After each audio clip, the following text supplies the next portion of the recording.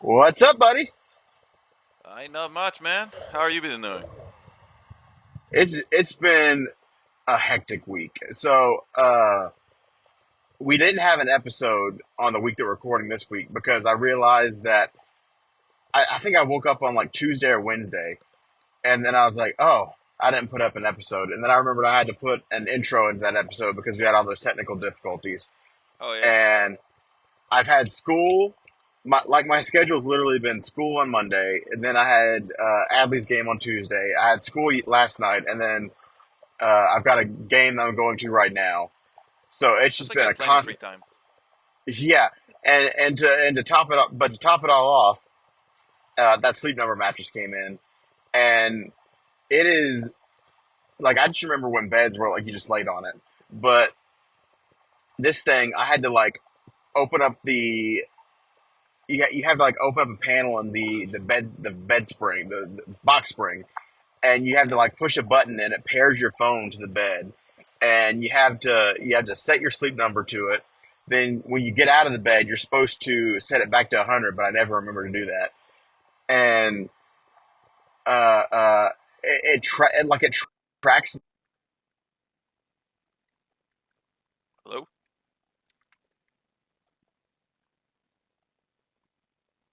There you are. Yeah, sorry, I had a call like immediately. Uh, can you hear me? We're starting well. Yeah, I'm here you. Okay, good. Let me just send a text message real quick. Just let me pull over here. It's okay, send you a text message. Okay, so yeah, so every day, like my sleep number app sends me like a message like, "Hey, here's how you slept last night," and it's basically been saying because like I play video games in the bed for like an hour, and I literally like it makes it sound like I'm sleeping like a madman because it's like you were restless from 9:30 to 11:30. It's like no, I wasn't sleeping, Why are you so restless? but it's like really weird because like I can see like it tracks like through the night like oh you were restless at 1:30 a.m. to 2:30 a.m. Yeah. and it gives you it rates my sleep. So like every morning I feel like I slept like crap, even though I've never slept better in my entire life. That sounds interesting, I'm not gonna lie. I don't have anything that fancy. But what you been up to? Well, as I told you this morning, I finally beat my final character in Binding of Isaac, so I'm proud of that. So I how Yeah, many go ahead. hours did that take? Let's see how many hours I'm at this game. 1,290 hours. Jesus Christ, that sounds about right because I feel like our entire friendship you've been playing this game.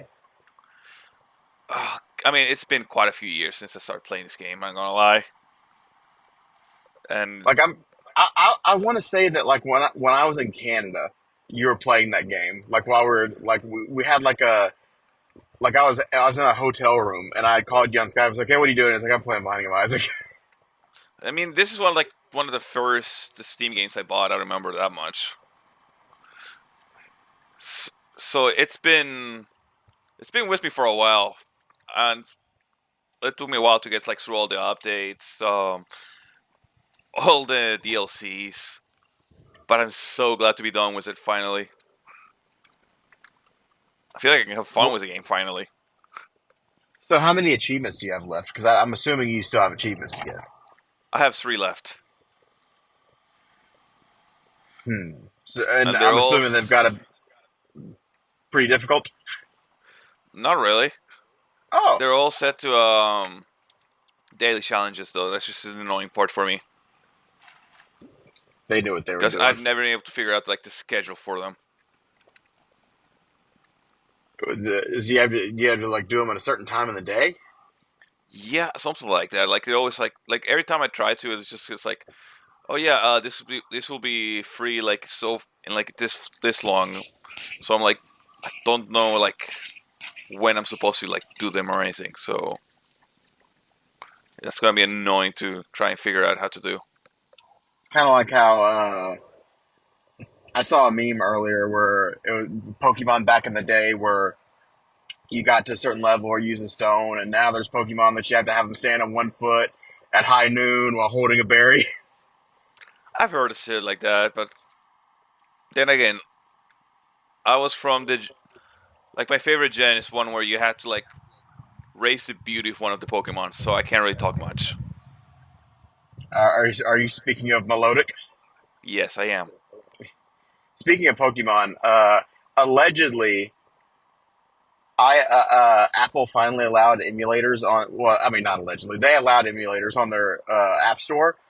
Yeah. So allegedly, I downloaded. It's called Delta, and it basically put NES, SNES, N64, all the Game Boys, and a Nintendo DS emulator on my phone. So allegedly, I've been playing Pokemon White, like on my lunch breaks and stuff like that. Yeah. How are you liking it? So far, pretty good. I forgot because I've played Pokemon White back in the day, like a couple years after it came out. But I forget that it's like one of the only Pokemon games where it's immediate. Like, oh, here you have your Pokemon, like at the very, very beginning, and the first thing you do is battle. Yeah, it's And beautiful. I appreciate that. But also, what kind of professor just sends out 3 Pokemon in the mail? I mean, where else are you gonna send them? I would assume you drop them off, but it's like no, the Pokemon were delivered. The mail truck just came. Well, they had holes in in the box. They can breathe. That's like shipping a dog through UPS. I mean, yeah, basically, they'll be But fine. they were. They were perfectly fine. They were at full health. See, everything's good. But yeah, so we have a review to talk about, and it's a game that we've both played a pretty fair bit, and we've talked about it before on the podcast. Uh, it's a game called Enshrouded, and Yes. I remember I think that this is was probably I'm going to go ahead and guess that it was the biggest like turnaround story for you because when we first got the code, you weren't too interested in it. Yeah, Uh, I'm usually not big on like the whole open world things. yeah, but you came around to it, and I would say you've played this game a lot. You've put in a lot more hours than I have, and I've played this game a fair amount. How many hours do I have on that? I mean, I don't know. I was hoping you would know. I never know. I just play games. Uh, 88.5 hours. Okay, I would guess that I have maybe 30 hours. Yeah, that sounds fair. Uh, but yeah, so we've been playing this game a lot, and we have a written review on the website. It's been up there for a little bit, and I need to go in there and update it because they have changed things around a little bit. But I haven't. I actually have not done the dungeons, so I'm going to let you talk about the dungeons in a little bit because you have played them, right? Yeah. Uh, Okay. just like a little word of warning. We have not. At least I haven't played any of the multiplayer. I just kind of play the single player. Yeah. What from what I've heard, multiplayer is like it's nothing. It's literally just having another player in your world. But what I think I have heard, your player's progress does carry over. So like if you go into a friend's world and get a couple levels in that world, you come back with those levels in any loot you get. I think. That's good. Uh, but yeah. So do you want me to start, or do you want to go ahead and start? So you start, and then I'll build off from there. Okay. So again, Enshrouded was one of those games where it interested me, but I did not know how much this game was going to take over my life for a little bit. Uh, it is basically what I would describe it as. I would say it's if you took dark like a Souls game and you mixed it with like a survival game like Minecraft or something, and the world is very interesting. There's a lot of stuff to explore, and it's got the perfect balance of it looks peaceful, and then out of nowhere something can come out of nowhere and kill you. Uh, I really basically you're it's called you're a flameborn, and you're basically set loose in the world, and you've got to go and you've got to get these flame altars to make yourself stronger, and you've got to get rid of the shroud, which is like this thing that's blanketed over the map in certain areas. And yeah, but I mean it's got that perfect RPG balance where it gives you a main quest, but it doesn't expect you to do it right away. Uh, Yeah, and I'm pretty sure both of us did the exact same thing where we spent the first majority of our playtime just building up a base. And what I actually ended up doing was I built a base to start off with, but then a little bit further down the line, I went and I found this like this. It's basically a village, basically, and I put like there's like a little manor. I think it's technically an inn. Um, and I was like, I wonder if I could put a flame altar in here, and I did, and I upgraded that flame altar with all the materials that I had at the time to like increase my like building space, and yeah. I put a wall around that, and there was a farm already pre-built, so I just started this massive corn growing operation, and I spent so much time just like refurbishing the buildings in this base. I like I've got the main little inn where I stay at. But then whenever I do multiplayer, I have this little guest house that I built by taking what was like the framework and stripping out all the bad stuff and putting in new boards. And I put two beds in there. I put a coffee table, some chairs. Uh, just really made it nice. And It does sound very nice. and you get into the combat of it, which is very like the combat was very deceptive in a good way because like when you go through the tutorial, you don't get the you don't get the impression that you could die very quickly if you're not careful. And I learned that lesson very hard because I was going around just whacking things, killing them, and then a rat came out of nowhere and almost killed me. Uh, but at the same time, like it's got that Dark Souls flavor of combat, but at the same time, it's not you're not gonna bash your head against the wall over the difficulty of the enemies for the most part. I know you were saying that you had difficulty with one of the later in game bosses. Yeah, Uh, but then again, like as I told you, like that one time when we were talking about it, I never used a shield basically. yeah, and I think that this is the difficulty that I wish Dark Souls had an option for. Like I wish Dark Souls had an easy mode, and it was this. Uh, because and the beauty of it is you can get deep into the combat because there is a pretty deep combat system here where you can play whatever kind of character you want. You can play a ranged character with a bow. You can play a mage. You can play a tank. You can play a healer, and all of that skill tree stuff is in here. But if you don't want to get into the combat, you can lose dozens of hours just going out and scavenging materials to build new things and get a functional base up and going. Or if you want to, you can build up your character for combat and you can go out and explore shrouded areas and clear them out. And Yeah, uh, and I think that's where I'm going to turn over to you for you kind of build on that for some of your experience because I know you got deeper into the combat than I did. yeah. Combat wise, just like combat wise, you have like the options of melee combat, magic, and arrows, and they all have like the little skill tree that like separates them. I mean, the skill tree does like separate them as different damage types. For the most part, from the beginning, I started using bows and arrows because, well, let's.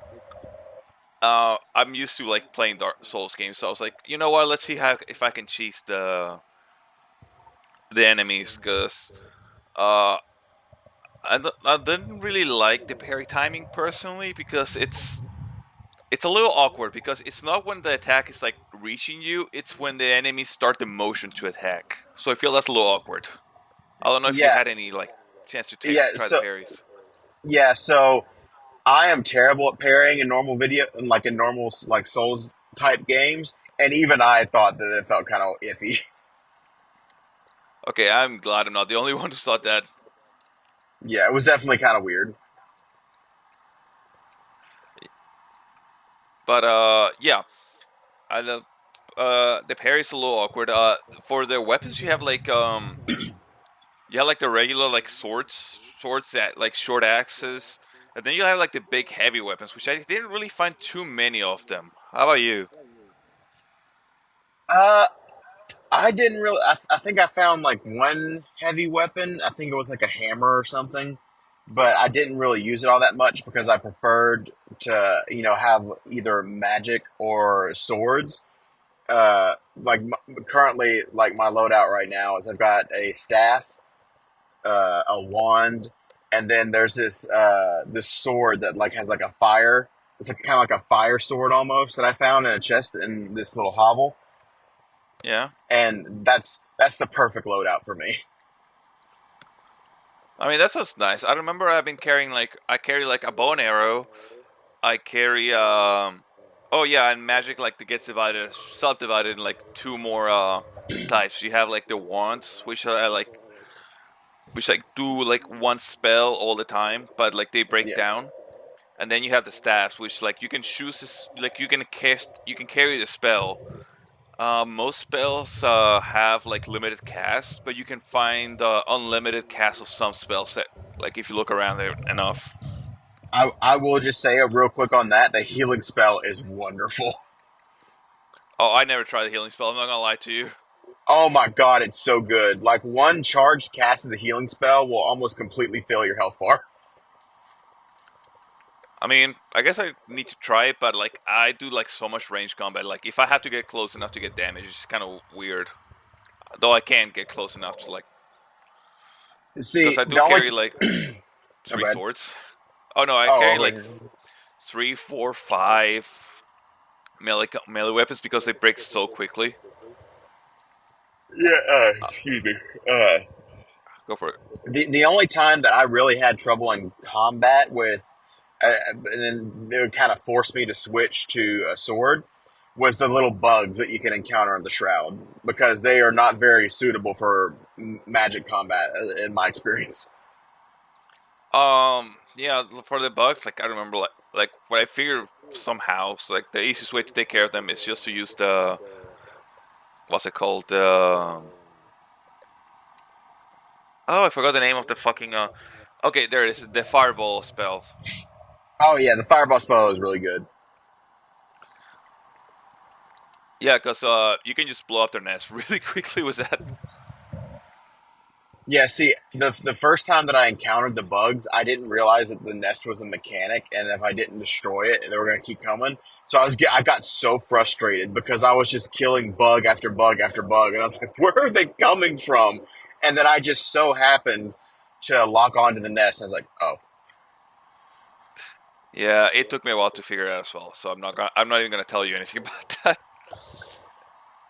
yeah." And speaking of the shroud, that red water can go straight to hell. It is kind of annoying sometimes. Especially because I can't tell you how many times that I would die just from walking around in the shroud and I just couldn't see the red water until it was too late. And the second you touch the red water, you might as well put your controller down because you're gonna die. I think I survived like three, four times. Well, see, you Like had that. I mean, You also had that weird glitch where you landed in the red water and nothing happened to you. I think I figured out what like it's actually like a mechanic. Like if you're like safe from the um what's it called from the shroud. Like if you're not Yeah. enshrouded while you touch it, like you have full limited time there. Huh. That's neat. Yeah, it doesn't like. But if you go anywhere near the shroud while you're touching it, you die instantly. Well, see, I've only touched the red water while I was in the shroud. Yeah, I mean I've just figured out how to like get to it without touching it through the what's it called? Um, we'll have to like you know how you like clear the trees sometimes. Yeah. Yeah, that was how. Oh. I will say, speaking of mechanics I use to get into the shroud, gliding is so much fun in this game. It is pretty good. Like I'm guessing you didn't get like the ghost glider. No, I haven't gotten that. Like I said, I've I've done some of the combat stuff, but I've stuck mostly to just kind of exploring the unshrouded areas and building up my base. All right, Gus. From what I've noticed, like the Ghost glider is supposed to be like the ultimate glider you can get, Yeah.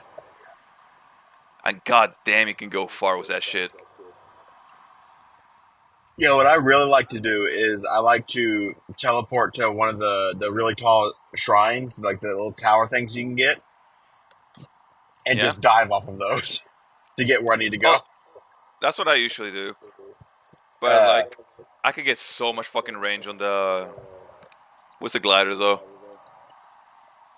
yeah, and I will say that while I have not like gone as deep into the combat as I would like, the combat in this game, like it's really good. Like it's a lot better than I expected it to be, and I do enjoy, like I have enjoyed like exploring and like coming upon like just a random place where you have to like go in and like clear everybody out.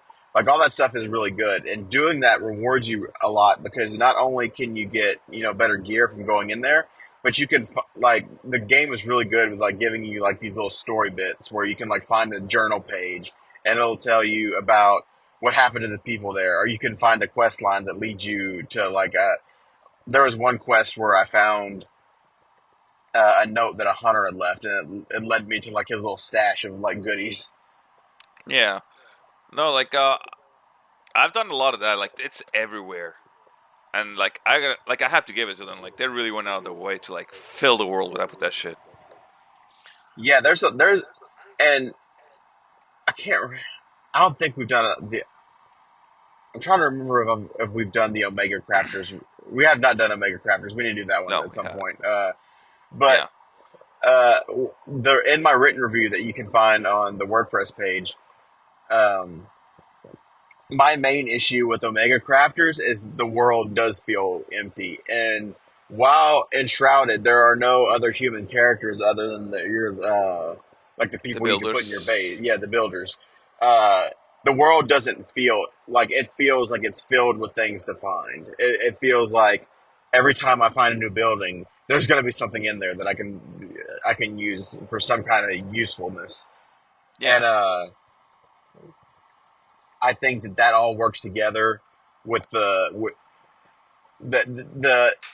rewarding you for exploring works in tandem with the combat and the building aspects of it. And because all those things are good, it makes the game really fun to play, regardless of what kind of play style you want to go for. Uh, Yeah. Because one thing, it feels like it lets you like do like what you want to do. It doesn't just like limit you to doing one thing only. yeah, exactly. Like I can log into Enshrouded and I can just I can like what do I want to do today? Do I want to tend to a farm? Do I want to farm for some crops? Do I want to get some materials? Do I want to go clear out some shrines? Like it's just a complete. It can be a completely different gameplay experience based on what you want to do when you want to do it. Yeah.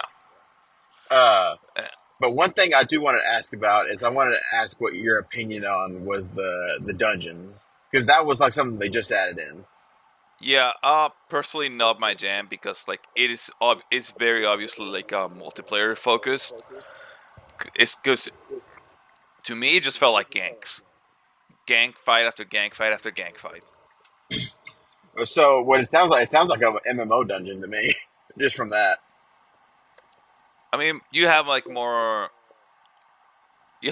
experience with that kind of stuff, but like uh, but to me it just kind of felt like they went overboard with it because well you're kind of limited on like the multi hit like AOE. area of effect spells.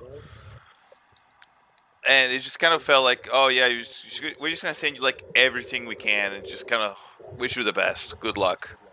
Was yeah. See, that's kind of how MMO dungeons work. They're built to where you kind of like unless you're like World of Warcraft, for example.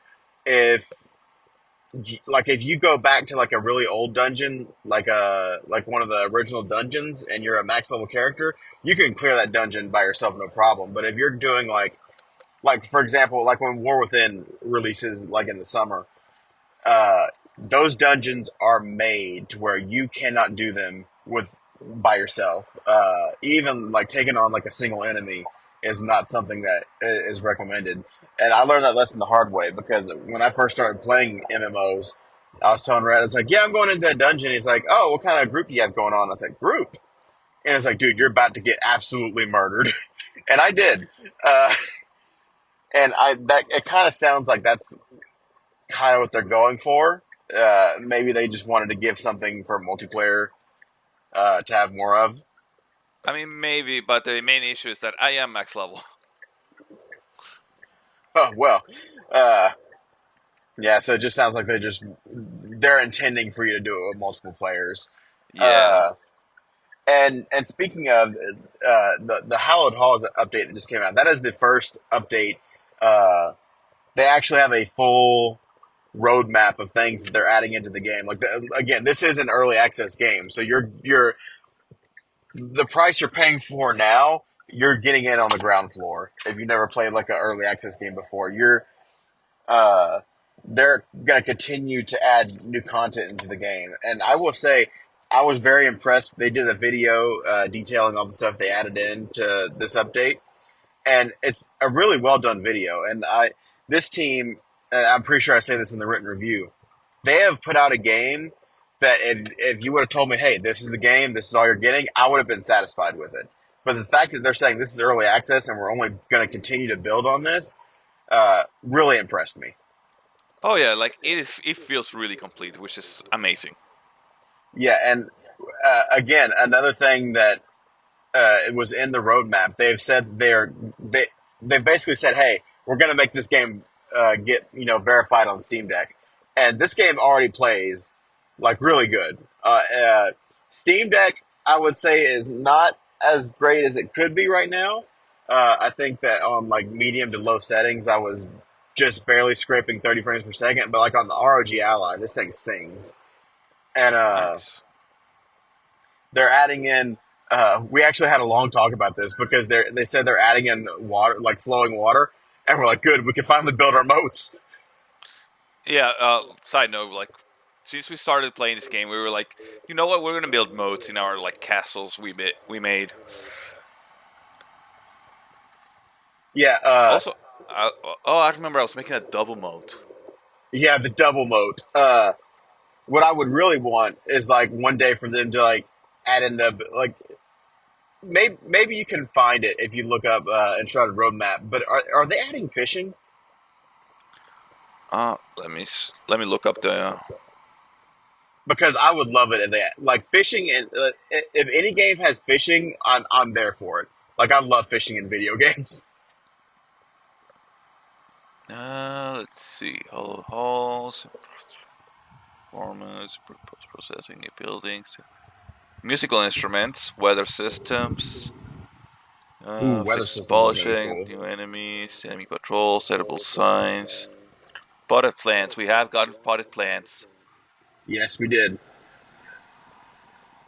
I don't see fishing, but I do see animal farming.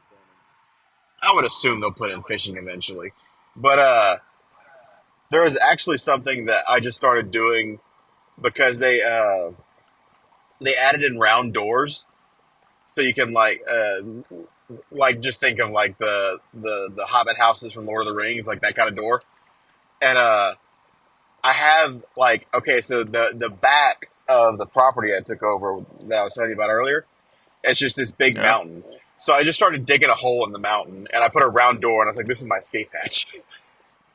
And I'm gonna dig all the way through this mountain eventually, and like this is just gonna be like for some like it could just be like my little shortcut to the back of the house.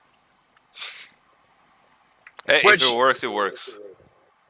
can can enemies come into your base? Well, yeah, yeah, they can. Uh, I think they're adding in enemies like raiding your base at night at some point, maybe. Yeah. Which I was, it was kind of like a mix, like a double edged blade kind of thing. Because like when I realized that nothing was really attacking me at night, I was like, God, nothing's attacking me at night. But then I was like, I kind of wish something would attack. Like Yeah, I kind of it does because it feels a little pointless to like build up defenses or anything. like I built this big wall and like I built like ramparts so I could like go up on top of the wall and look down at things. And then I was like, nothing's ever gonna test me on this. Like nothing's gonna try to attack my base. Yeah, I'm guessing like the main like one of the reasons they like didn't think about it too much because imagine how pissed you would be if like you try to go for whatever it is you're going for, like you building your base, you spend so long, and like they start destroying it. Yeah, if anything, I would say they could put like whenever you're logging into the world, you could just like have a little toggle where it's like the enemies can attack your base. I mean, yeah, but I don't know. I also like don't like toggles like that. I was like, I don't want like toggles like that mostly because I feel like you start like getting away from like you're starting to like separate the experience too much for like different people, and Yeah. like it feels like it starts to lose vision sometimes. Okay, that's fair. Uh, and speaking of at night, I will say they did a fantastic job of capturing nighttime because when it is nighttime, if you don't have a torch, you're not going to see a damn thing. Oh yeah, like when you go into the darkness, like it does feel dark. Uh, the only issue I ever had with the nighttime is sometimes like when I was doing construction stuff at night on my property. Like Yeah, I finished the first two refurbishing projects, and then I got to another building, and it was kind of like it was originally going to be a stable, but I was repurposing it to be like another little house. yeah. But I put a torch down, and it didn't work, and I was kind of pissed Oh, off because resin can be like in my surrounding area right now. I've kind of farmed out all the resin I could get. So, like when I put the torch and it didn't work, I was like, I just wasted that resin. yep. Yes, you Uh, did. but yeah, like it's like to the point where I was adventuring, and nightfall came, and I didn't I didn't want to lose my progress because I'd gone out so far, and I didn't have any more flame altars that I could put down. So I kind of I saw like a building because like when the sun was still going down, and I went to that building, and I had this really epic, tense moment where I was in this abandoned building. It was nighttime, and there were enemies all around me. So I put a campfire down, and I just pulled out my sword, and it was this eerie moment of just waiting for things to come out of the darkness to get me, and it was a really good gameplay experience. Oh yeah, like you get a lot of that stuff. If anything, I kind of wish you could have like a lamp you could carry. Well, you can have a torch.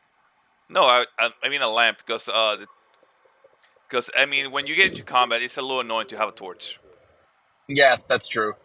Uh, one thing that I hope they do add in is like some of the buildings that I have torches on them already.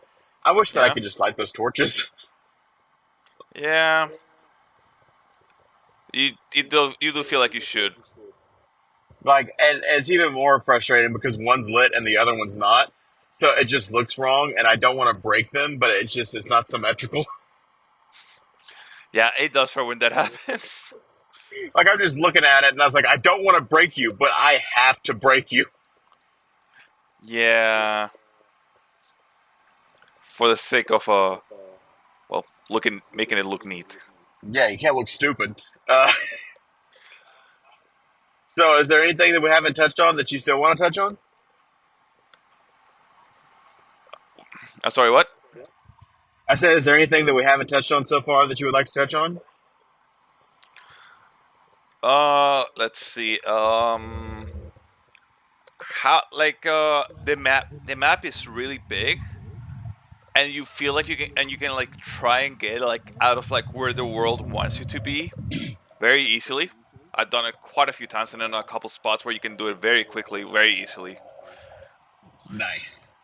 and it really does feel like a little way too empty there. Like I feel like they should like it just reminds me of like Halo, like when you put like little Easter eggs way out of the way. I feel Spirit like there gun in should be Halo something 2. there. Yeah, shit like that. Well, I mean, again, this is early access. They can absolutely either block those areas off better or put things in there. Yeah, I mean, also I know like this is like not the full like they this is like only the early access map, so I know like there's plenty more for them to do there. All right. I think on the whole, this is our favorite game that we've reviewed this so far this year. Uh,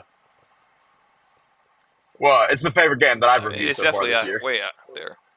Yeah, this is a really fantastic game. I've actually heard big review outlets talking about this game too, which I uh, normally when we get review codes, they're not talked about by the bigger outlets. But I was listening to a podcast literally earlier today where it was talking about it was a podcast talking about the is early access a bad thing, and they talked about Enshrouded, and they're like, yeah, Enshrouded is in early access.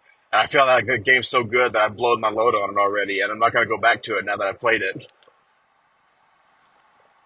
Yeah, I mean, early access less for a long time was basically like, oh yeah, this is just a shitty game that like they just don't want to they just want to monetize before it goes out. Yeah, And I do understand like the reason like they were so pissed at that kind of stuff because a lot of shit did happen, sadly. yeah, and I mean, when it's done right, early access can be great. And I think this is absolutely one of those cases where they put out the game and people are buying the game and they're getting more money to put more stuff into the game to get more people in to buy it and get later. And that's how early access. Exactly. It's how the system is supposed to work. Yeah. Uh, but yeah, this game is fantastic. If you like, even if you don't like survival type games or if you don't like Souls games, this game has something for you. Uh, it's a really great RPG. It's got great combat. It's got great building mechanics. If you get a minute and you have a Twitter account, if you go to the Enshrouded Twitter account, they post things all the time that people have built, and some of it is just absolutely insane. And there was one where somebody kind of broke the game a little bit, and they built a bridge in the sky, and the Twitter account reposted it and said we're calling the police. Oh wow, Uh, but dude. yeah, I feel like if you like one of like little things I could say, if you played Minecraft and you enjoy that kind of like building stuff gameplay, it's not the same, but it would definitely scratch an itch if like you haven't played something like that in a while. I would say this game has one of the best building mechanics that I've played in a while. Oh yeah, And right now the game is $30, which is a steal for how much you're getting here. yeah. It Actually, really is surprising just how good that is. I think it might be on sale for $26.99 at the moment. It was on sale for $26.99. I don't know if it still is, but if it's not, it's $29.99, which is $30. Which I mean, again, just the amount of content you get, it's well worth $30. Oh yeah, it's a surprisingly well made game. Uh, but all that being said, I think that's going to wrap up our discussion on Shrouded for now. I'm sure we're going to continue to talk about it as they put out more content and we play more. Uh, I think this weekend we're going to be doing the embargo's up, so we can talk that we've got review codes for Kill It with Fire 2, and we've been Which playing I that already game. finished. Yeah, Leo's finished. I'm sure everybody is absolutely shocked about that. Uh, but yeah, this weekend we're gonna test the multiplayer out a little bit because it's the one thing that we still have to test because it's a different mode entirely from what I understand. There's like a co-op campaign, but then there's also a mode called Spider Hunt, and it's our first. I think we're either going to have three people on the podcast or we're going to have four. I'm not sure. I'm not sure if all four of them are going to want to. The other person is going to want to do the podcast or not, but we're for sure Uh, going to have three people on it. And yeah, so tune in next time for that. And again, Leo, thanks for joining me. Look forward to playing more Enshrouded. And I'll see you next time, buddy. See you next time, buddy. Be good.